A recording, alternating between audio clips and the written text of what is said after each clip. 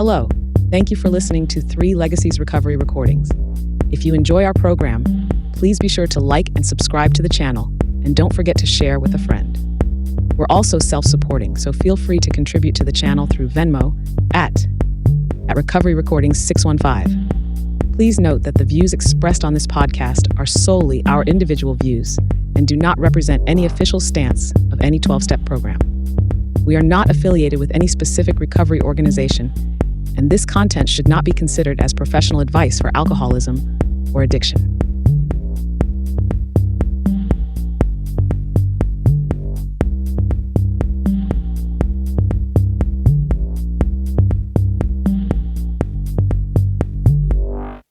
Hello everyone, welcome to 3 Legacies Recovery Recordings. I'm your host Paul, I'm an alcoholic.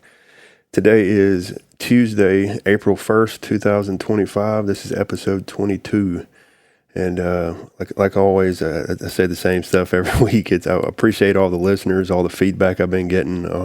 If you want to reach out to us, the email is recoveryrecordings615@yahoo.com. I'm grateful to have any kind of, if you want to send any talks in or any suggestions for any upcoming shows, we'd love to have them. I also want to talk about, we got a big schedule this upcoming month. This month in April, tomorrow, we have KDP from Austin, Texas. We're going to be doing, continuing our series on Journey Through the Big Book. We're doing steps 5, 6, and 7 tomorrow. And then also in the middle of this month, we got Glenn K from Greenville, Tennessee. Glenn is, that's going to be a special episode for me. It's, he went around recording workshops and different talks for 20 plus years. I think it was 25 or 30 years. And he has a whole lot of cool stories, just talking to what brief times we'd talked. He had so many cool stories. I think he went around recording like 40 or 50, may be mistaken, but a bunch of different Joe and Charlie weekends, and he has all kinds of stories. I know he did a couple of the Joe Hawk and Mark Houston workshops, which was real cool. He told me some cool stories about that. So we got that. We also have Aaron H. from Nashville, which was the first. He was the first guest I had on the podcast. We're coming back through. We're going to do a 2-part series, and we're calling it From Self-Centered to God-Centered. It's going to be a 2-part series at the end of this month. And then also we have Judy L. from Colorado is coming, and she's going to share a lot of cool stuff with us too. So grateful to announce all that. Tonight we are finally rounding up we got Chris S. We're rounding up our 12-part series with a guide for sponsorship and adequate presentation of the steps. How you doing, Chris? I'm doing good, Paul. I'm doing good.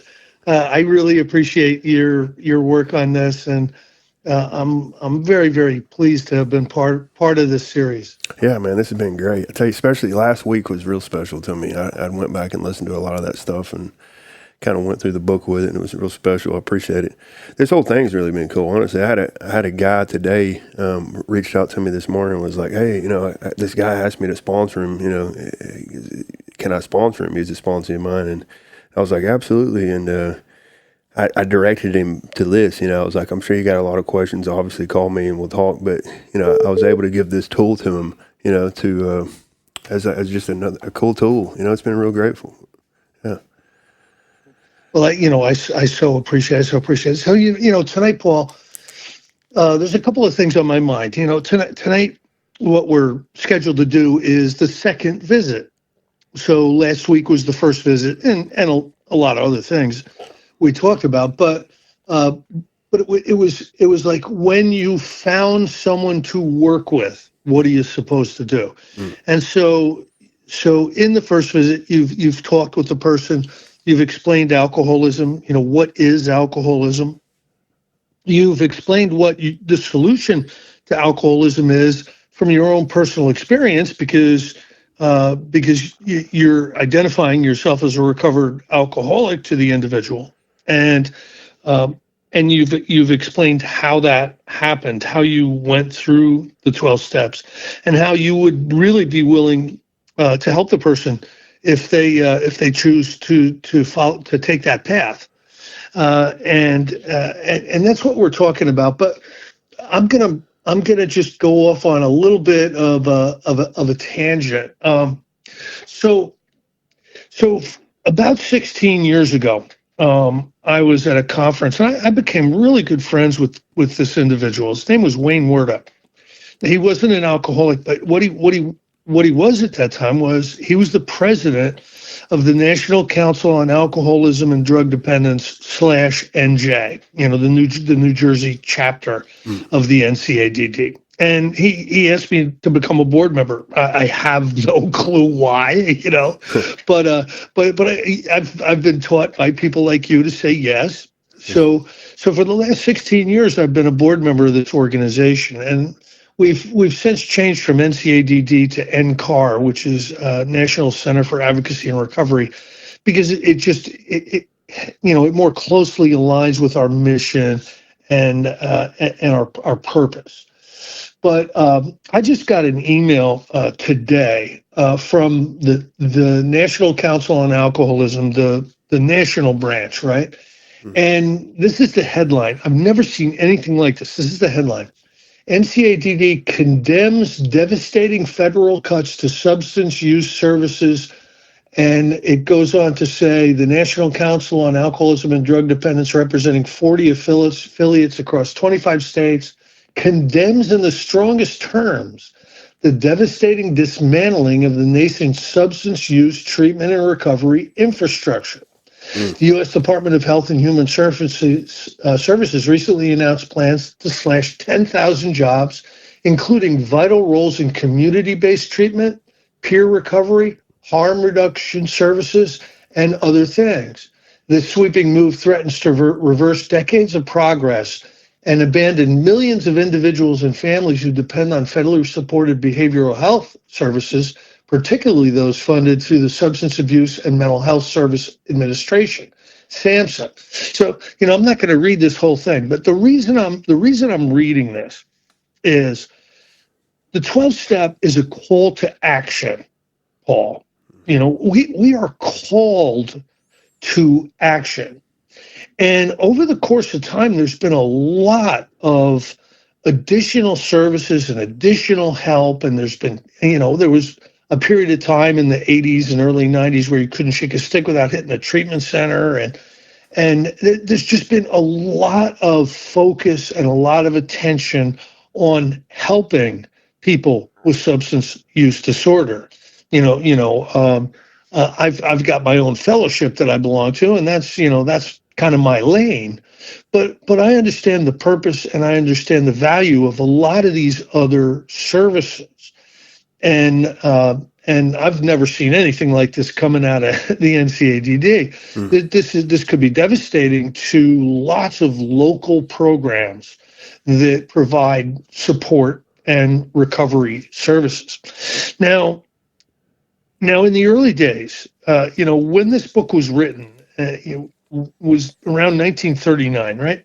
When this book was written, there wasn't a lot of those services. And we're going over step 12 now. And in step 12, it really calls us to action. It sends us out on the streets looking for alcoholics to help. Now, you know, and I know that the current, fellowship mores, that's not something that people normally do in current AA or current any of the current fellowships. That's just not what you see happen. The group doesn't break at the Tuesday night meeting and go out to go out to the courts and go out to the the psychiatric institutes and go to the Skid Row, and they're not searching out alcoholics like they were in the past. Now, why I'm bringing all this stuff up is I really think alcoholics are going to need our help more than ever. And maybe just sitting and waiting in the meeting is not going to be enough. Maybe too many people will die if we do that. You understand what I'm saying? Absolutely, yeah. So that being said, that's my tangent. I'm going to get back to business here, and I'm going to start reading, uh, and we are on. Let me see what page we're on here. Let me find. We were on the second visit, so. Give me 1 second, Paul. I've got a bookmark in here and it's just not working. Here it is. Okay. So we're on page 96 now, Okay. about halfway down. And again, we've met with the potential alcoholic, the prospect, and we've lent them the book, and we've basically asked them to think about it. We'll get back to them. And this is the second visit. So it says, suppose you are now making your second visit to a man. He has read this volume and says he's prepared to go through the 12 steps of the program of recovery. Now, ultimately, that's what you want, right? It's very rare that something like this is gonna happen. Oh yeah, I'm ready to go through this, but they might be. You can ask some questions like you've read the book, or this is really the way I got sober. I'm here for you. I'll be able to help you with all this stuff. I'll spend time with you. If you're willing to commit yourself to these steps, I'm going to be there for you. And if the person is interested, that's really our call to action. That is really that really obligates us to setting aside enough time to be helpful to that individual as a guide through the steps. Well put. So it says, having had the experience yourself, you can give them much practical advice. Having had what experience? The experience of going through the steps. So, one of the things that you see a lot of in current meetings is people will become sponsors prior to their own experience with the steps.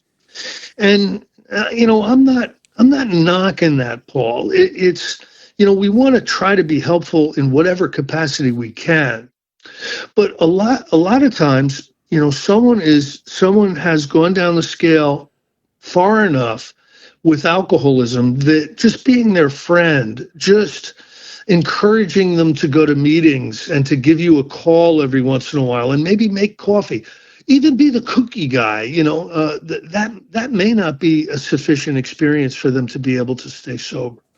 So if you're gonna share your experience with someone, you need to have that experience. So really what this is saying is, if you want to work with other people, you need the step experience yourself. So let him know you're available if he wishes to make a decision. What does that mean? The decision is the third step. And tell his story. What does that mean? That's the fifth step. But do not insist upon it if he prefers to consult someone else. And then it goes into, listen, the guy might be broke. He might be homeless. You might have to bring him into your house. A lot of those things aren't always going to be necessary. But it shows a level of willingness on the sponsor. Let's call the person the sponsor who's taking somebody through the steps. And it also says that you are be certain to be welcomed. That the person be welcomed by your family if you're bringing them over to your house, and that he is not trying to impose upon you for money, connections, or shelter. This is interesting. It says permit that, and you only harm him. You'll be making it possible for him to be sincere. You may be aiding in his destruction rather than his recovery. So, I used to hear all kinds of things in meetings. One of the things was, if somebody's ready, there's nothing you can do wrong. And if somebody's not ready, there's nothing you can do right. And I don't believe those today. I believe that you can make a mistake that can cost someone their life. Mhm. I really, it's that critical, this personal one-on-one relationship that develops between a sponsor and a sponsee. It can blow people right out of the meetings if it's handled really well. And if you're out of the meetings, you're out of the atmosphere. If you're out of the atmosphere, your recovery chances are not going to be really good. Yeah. So I'm going to tell you another quick story. So during the heyday of Zoom, back about 3 or 4 years ago, I was doing like 2 Zoom meetings a day, and I was speaking 4 or 5 times somewhere a week, on a Zoom meeting. Yeah. And I'm on Marty C's back room meeting, and this guy that wanted me to speak on his meeting, he was being really inappropriate. So I'll try to explain it. There's 40 people in the meeting before the meeting starts, and they're saying hi to each other and everything. This guy breaks in and starts going, Chris, I want you to speak at my meeting. And he's like stepping on everybody else that's trying to talk. And I'm like shocked. I'm like, take it offline. Text me, or chat me. And he does. And I said, yeah, sure. Just give me some dates. And then the next week, sure enough, he does the same thing again. We're all preparing for the meeting, and Chris, you got to give me a topic. You got to give me a topic. So I'm being a wise ass, Paul, because I'm annoyed. I'm really annoyed. So I'm being a wise ass. So I say, yeah, I'll give you a topic: the 12 inconveniences.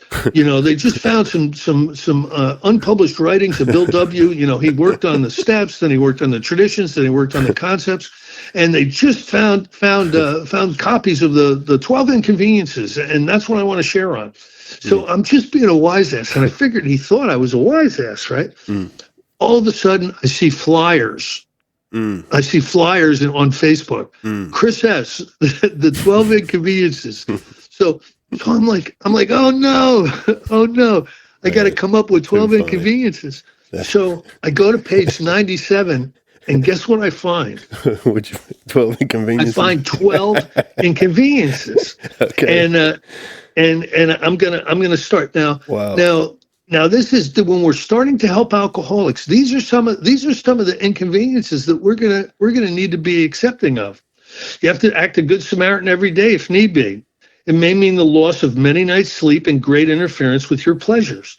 I can't tell you how many nights' sleep I had, taking somebody to a detox. Or I remember this one guy called me up, and it's like 2 a.m. He's like, Chris, Satan is talking to me. Satan is talking to me. I'm like, how many grams of coke have you snorted? 3. Okay. It's not Satan. So many nights sleep, great interference with my pleasures.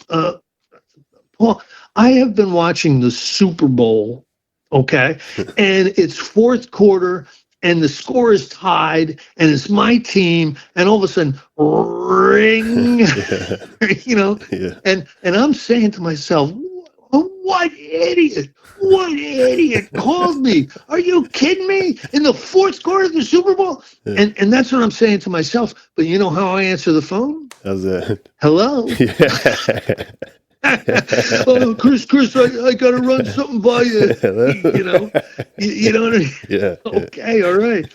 It interruptions to my business. Now, every single job I've had so far, the last 30 years, I've explained this to them, that I have kind of an unorthodox life. I've got some things that are going on, and I'm looking you right in the eye, and I'm promising you I'm never going to cheat you on hours. But I'm going to get phone calls during work, and sometimes I'm going to have to leave work. And that's what's going on in my life. Yeah. And I'm promising you right now, I make up the time. You're going to get a dime for your nickel out of me. And I set that up in the beginning, because sometimes I get phone calls and I got to leave work. You know what I mean? It's not that often, but I need to be able to do that. Yeah. It may mean sharing your money in your home. There's been a couple of times, Paul, where we've lent money to people, and if I do that, I'm very careful about it, and I consider it like putting money in the basket at church. I am not attached to getting it back if I give it to an alcoholic. I can't be. You know what I mean? Yeah. And I've had people live with me on several occasions for short periods of time. While they got their act together, and both of those people remain sober for long periods of time. Nice. So I've done that. It's counseling frantic wives and relatives. You know it. Innumerable trips to police courts, sanitariums, hospitals, and jails. All right, you can change the sanitariums to detoxes or rehabs, and you can change the asylums to that as well. But I've been to all of those. As a matter of fact, I really love the hospital 12-step call. Because a lot of times they're strapped down, and you've got a captive audience. And I'll tell you a quick story. So an ex-wife of mine calls me up and says, "You're still in that A&A thing?" And I go, yeah. She goes, "Well, my brother lives pretty near you. Can you help him? He's drinking himself to death. He's in the hospital." So I go, "Yeah, I'll go talk to him." So I go talk to this guy, right? And he's in there for another week. He's got congestive heart failure, all kinds of problems. I mean, the alcohol had torn him up. And so I went in there and I said, "I'm going to be sending a couple of my friends in." And here's what I did. I did this Dr. Bob style, Paul. I called up about 10 of my guys and I said, "Okay, you're going in at 10. You're going in at noon. You're going in at 2. You're going in at 4. And I started scheduling them over the weekend to go in. And this is the instruction I gave them. You are to tell him your story. And you are to listen if he wants to talk, but that's it. You tell your story and you leave." And after about 8 people, he calls me up and he goes, "Tell him to stop. Tell him to stop coming." Right? I'm in. And a month later, he was the coffee maker, and he had a sponsor at our home group. This old school stuff works, Paul. Don't you have experiences like that? I do. I actually go to the treatment center every week. It's one of my service commitments. But also, we go to the. It's been a minute actually. It's been a couple months since I went to the prison. My sponsor goes to prison every week. I was going to ask you though, I have been to the hospital a couple different times, but I was going to ask you from a service standpoint, like what do you think the best way to approach? Like, do you approach the hospitals like the ERs and say, "Hey, this is our number"? What's the best way to approach that? I don't arrange with the hospital. Okay. My experiences has been family members, friends. Gotcha. I've established relationships with a number of doctors. Whenever there's a handful of doctors, if they get an alcoholic, they call me. Nice. And they arrange for me to go in and talk. And I've learned to just bust in and just go to the room, That's cool. And start talking. I've gone into ICUs. Where the person is intubated. Wow. And told my story. It's just kind of old school. Yeah. And I want to hang on to some of those traditions. Yeah, I haven't been in the hospital like that. But I mean, technically, treatment's similar, but it's not the same. I don't think. Yeah. Saturday night is a big night at the hospitals for alcoholics, and there are so many alcoholics that end up in the hospital with complications due to alcoholism. If you know any nurses, if you know any doctors, you can always just tell them, "Hey, I'm willing to come in and talk to somebody, and I might even be able to be helpful but there's HIPAA stuff now that everybody's got to be really careful about. Yeah. Sharing names and diagnoses and stuff like that. You got to be really, really careful that you're following, you're following the guidelines and you don't get the facility in trouble. Sure. Yeah. It says here, your telephone may jangle at any time of the day or night. Oh, you know it. Your wife may sometimes say she's neglected.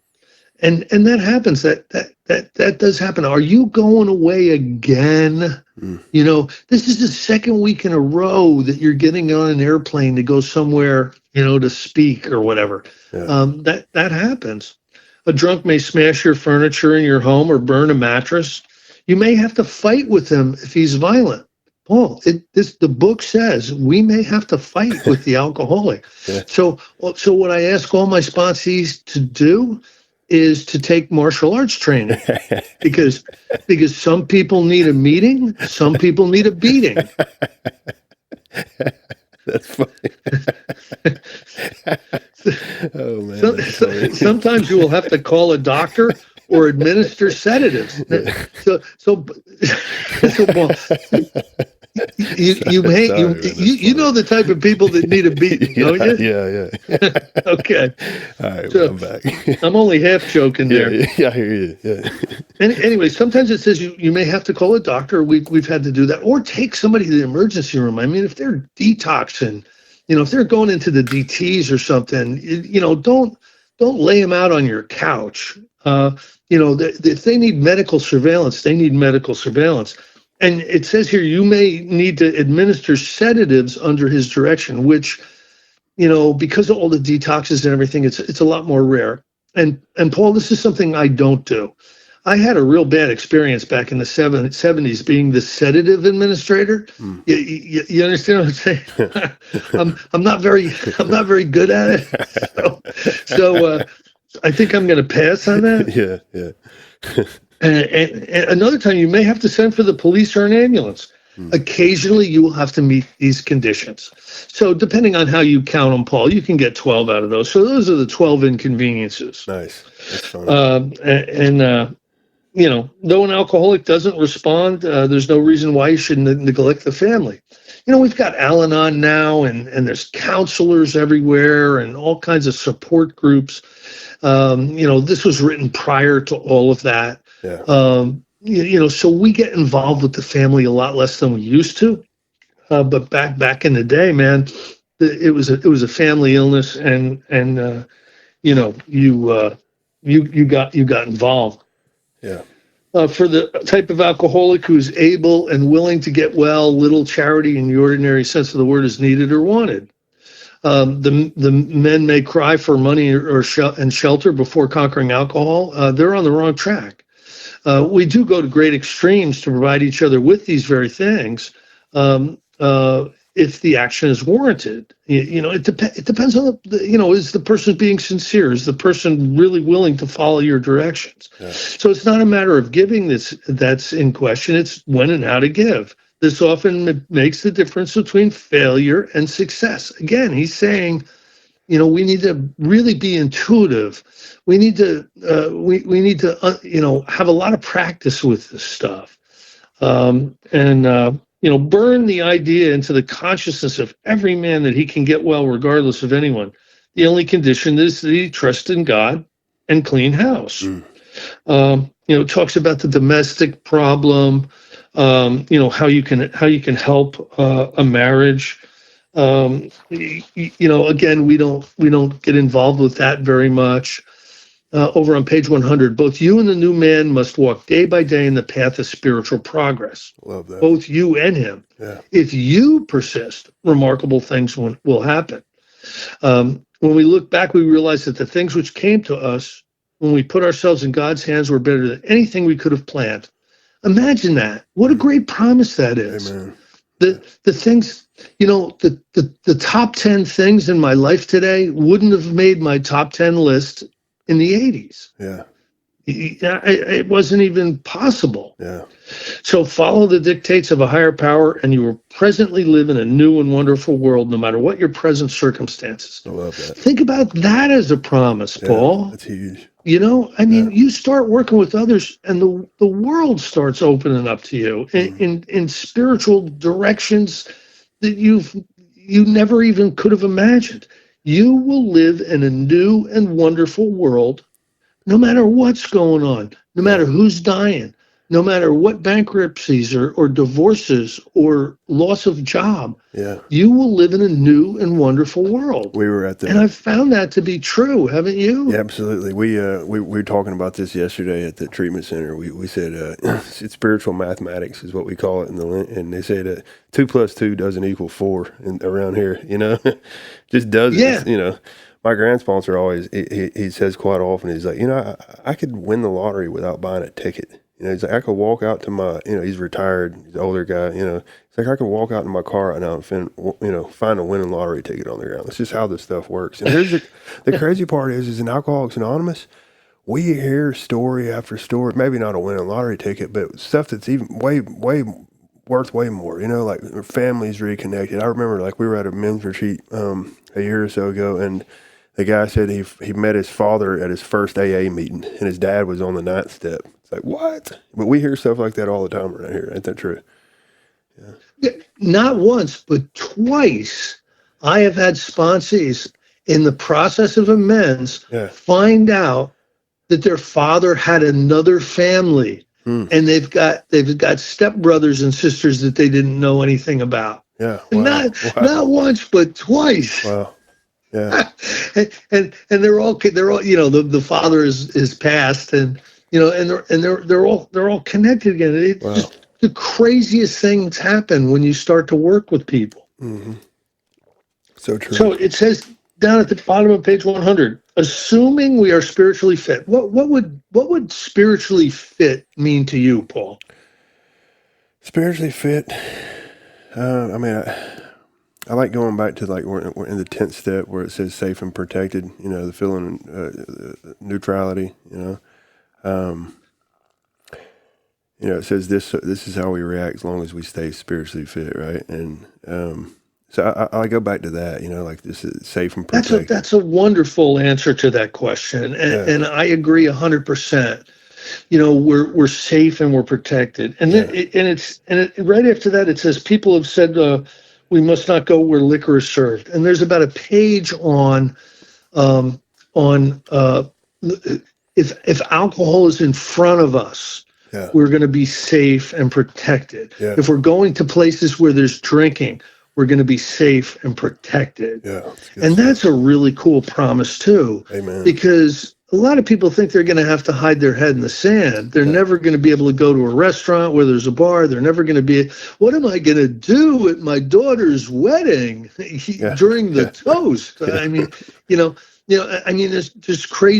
There's crazy worry that has to do with a lot of that stuff. And they're basically saying if we have a legitimate reason for being somewhere where there's alcohol, we're going to be fine as long as we're spiritually fit. And it goes back to like when we first started this series. I think it was the first episode when you said that Bill Wilson was pretty specific in the beginning when he used that word recovered, right? Yeah, absolutely. So we're on page 102. Your job is now to be at the place where you may be of maximum helpfulness to others. So never hesitate to go anywhere you can be helpful. Yeah. You should not hesitate to visit the most sordid spot on earth on such an errand. Keep on the firing line of life with these motives, and God will keep you unharmed. Now, I know this from my own personal experience. I've gone to crack dens. I pulled somebody out of a crummy hotel who was drinking himself to death in New York City. I mean, on these 12-step calls, Paul, I wasn't scared. I mean, I had a mission, and my mission was to grab somebody and get them some help. Yeah. You know what I mean? Mm-hmm. And this book is telling us we're going to be warriors. Yeah. We're going to go out there on the firing line of life, and we're going to be warriors. Yeah. It's so cool. It is so cool. So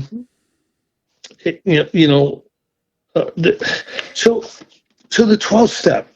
When you look at the 12 steps and 12 traditions, and you look at the long essay on the tradition in step 12. A lot of it has to do with practicing, personally practicing the principles of recovery. And a lot of it has to do with your own personal demeanor. Step 12 was more cut and dried during the time of the Big Book. It was more, get out there and find alcoholics and work with them, because that will ensure your own immunity to drink. And, is there other capacities to step 12, practicing the principles in all your affairs? Absolutely. Absolutely. That's part of staying spiritually fit. That's part of our recovery growth. And we need to pay attention to all that. But what is our primary purpose? Primary purpose is to help other people achieve recovery. Yeah. And the beginning of the show, I gave another reason why we've really got to start paying attention to this, more so maybe than we have in the past decades. And that's because a lot of the people that are doing, some of the work out there to prepare people for a recovery experience, there's not going to be any money for it anymore. So the businesses that are doing a lot of that work are going to have a tougher and tougher time being able to do it. So the call to action, Paul, is I'm letting all my sponsees know that my expectations are going to be at the place where you can be of maximum helpfulness to other people. Nice. Understand that your service life is going to have to include reaching out and not waiting for somebody to not catching somebody in the meetings, but reaching out, because there are still sick and suffering people who are not. You're not gonna get them if you wait for them to show up in the meeting. Yeah. You know what I mean? So Yeah. so that's my call to action for this particular podcast. Man, that's good stuff. It's something I actually stress over this last year. I stressed to my guys, service. Like I always have a handful of guys going with me to the treatment. I like Harold L. always talks about always have a new guy in the book and always go to a place once a week that you don't want to return to. You don't want to be. He said if you do that, you'll live a storybook life. And man, it's so true, right? And general service has changed my life. Honestly, it's given me way more purpose, and also like any given time, I can go to just a meeting around town here, and there's usually 3 or 4 guys in that meeting that I've met at a treatment center and usually took to the meeting at one point over the years. It's crazy just how it comes together. We were talking before the episode briefly, and we talked about you was going to share a story with me. But we were talking about my service sponsor. I just buried my service sponsor yesterday, and he was real big on that. He was the one that got me into the treatment centers and stuff to begin with, or taught me, talked to me about going through the district and going through the process. And man, just the whole thing about just being a part of his life. Yesterday being at his service and just being of service to him and the family, I had the honor to be a pallbearer, and I was able to just help his family in any way possible. Just all around, it's just taught me, like, it's given my life a purpose that before, I think that's what my life had been missing all the years. Was purpose, right? And yes, a purpose-filled life is a life of quality. Yeah. And listen, we're given this experience on this planet as self-aware biological beings having a spiritual experience. We're given this gift, and I think we should utilize it to best advantage. And to do that, we must be purpose driven. Yeah. And I can't tell you how many people I know who they're just bumping around. They don't really have a purpose or a committed path. Yeah. And it's I want to live a life well lived. Yeah. And if I've helped a lot of people, I want to tell you the story.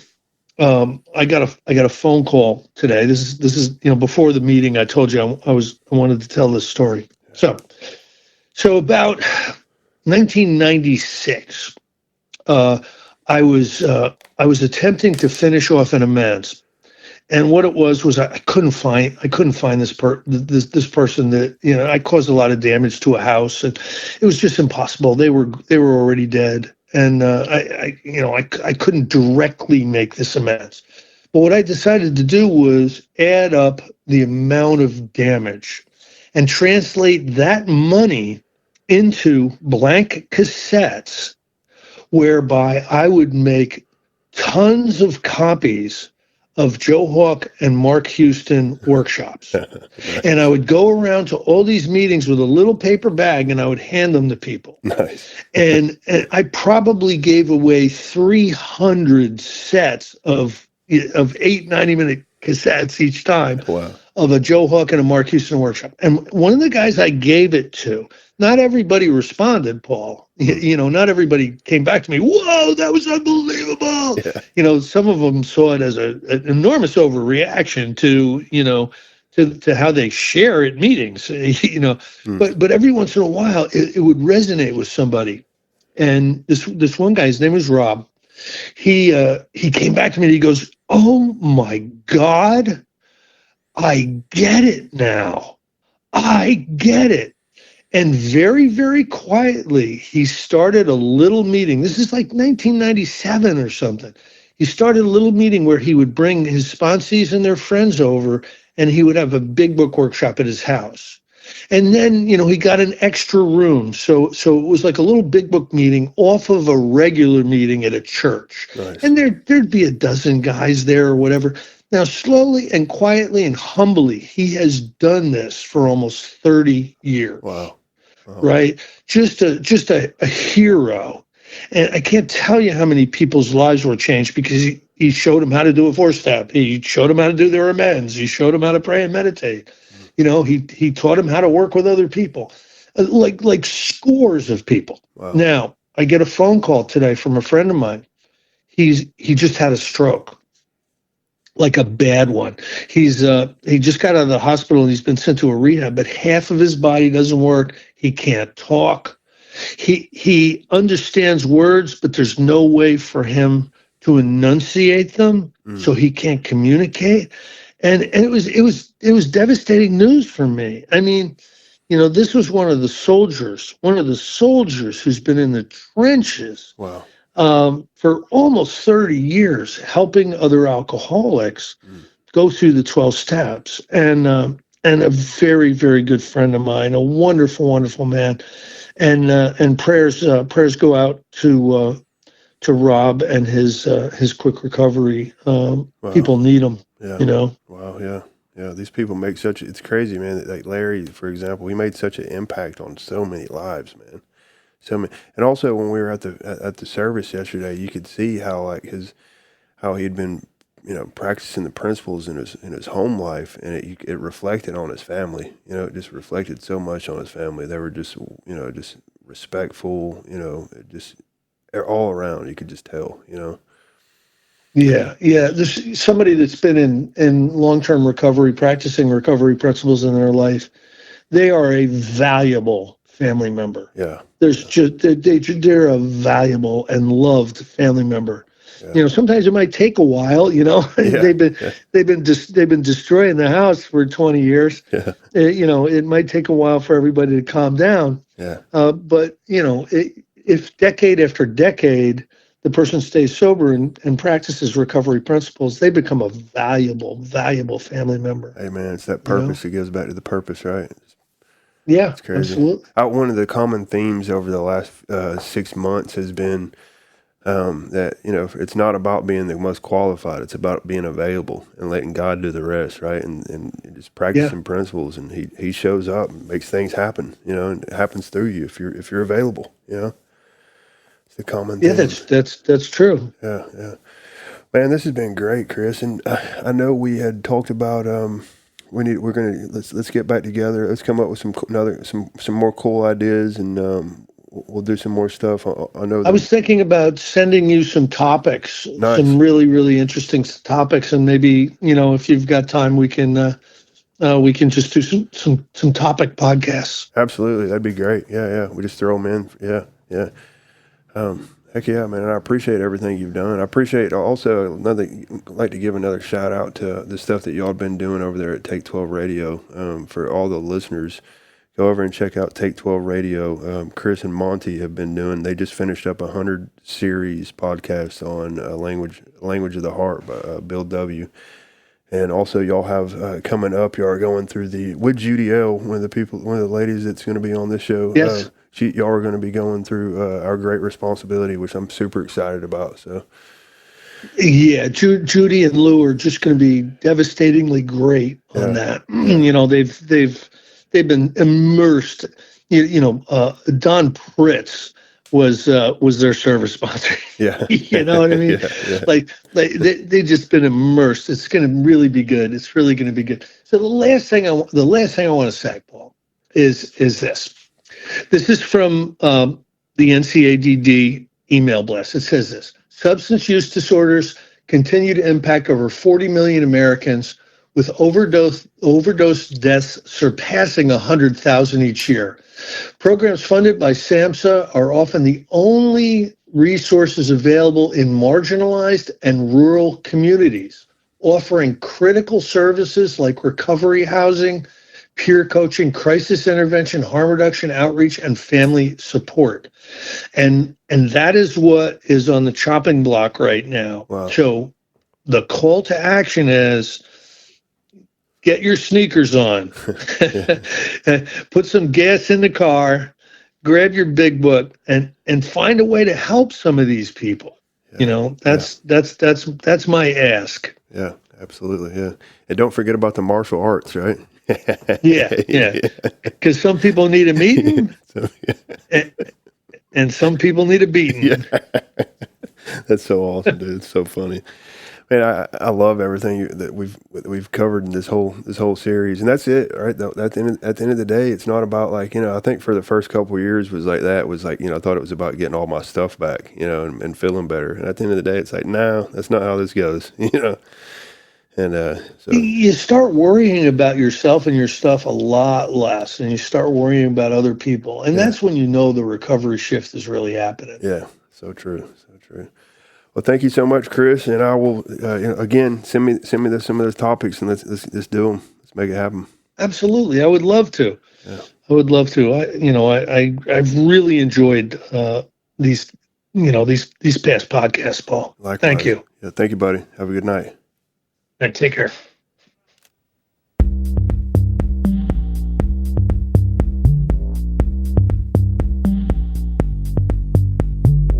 Hello. Thank you for listening to 3 Legacies Recovery Recordings. If you enjoy our program, please be sure to like and subscribe to the channel, and don't forget to share with a friend. We're also self-supporting, so feel free to contribute to the channel through Venmo at Recovery Recordings 615. Please note that the views expressed on this podcast are solely our individual views and do not represent any official stance of any 12-step program. We are not affiliated with any specific recovery organization, and this content should not be considered as professional advice for alcoholism or addiction.